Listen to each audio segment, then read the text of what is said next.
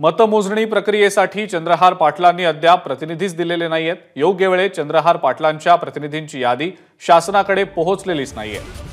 त्यामुळे आज जिल्हाधिकाऱ्यांना भेटून प्रतिनिधी घेण्याची विनंती चंद्रहार पाटील करण्याची शक्यता आहे। चंद्रहार पाटील सांगलीमध्ये ठाकरेंच्या शिवसेनेचे आणि महाविकास आघाडीचे उमेदवार आहेत।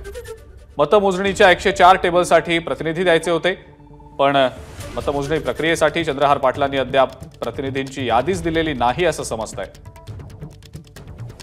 आणि या संदर्भातली अधिक माहिती देत आहेत आपले प्रतिनिधी कुलदीप माने। कुलदीप,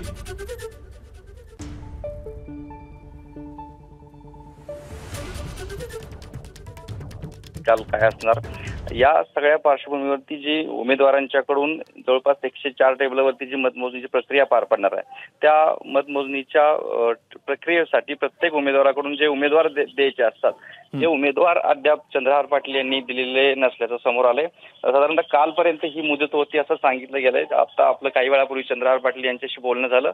आज जरी मुदत संपली असली तरी आज आपण जिल्हाधिकारी महोदयांना विनंती करून आपली जी काही उमेदवार या ठिकाणी प्रतिनिधी असतील मतमोजणीच्या प्रक्रियेदरम्यानचे ते घेण्याची यादी देण्याची विनंती केली आणि ती विनंती मान्य करतील अशी देखील त्यांना आशा आहे। हजे काय दुसरीकडे ज्या पद्धतीनं विशाल पाटील आणि भाजपचे महायुतीचे उमेदवार संजय पाटील यांच्यामध्ये खरी लढत ही मांडली जाते, मात्र जी प्रक्रिया आहे मतमोजणीच्या प्रक्रियेदरम्यान उमेदवारांचे या ठिकाणी सदस्य असणं गरजेचं आहे, ती आज चंद्रहार पाटील आपली प्रक्रिया पूर्ण करतील असं सांगितलं जात आहे। ठीक आहे कुलदीप, धन्यवाद सविस्तर माहिती दिली त्याबद्दल।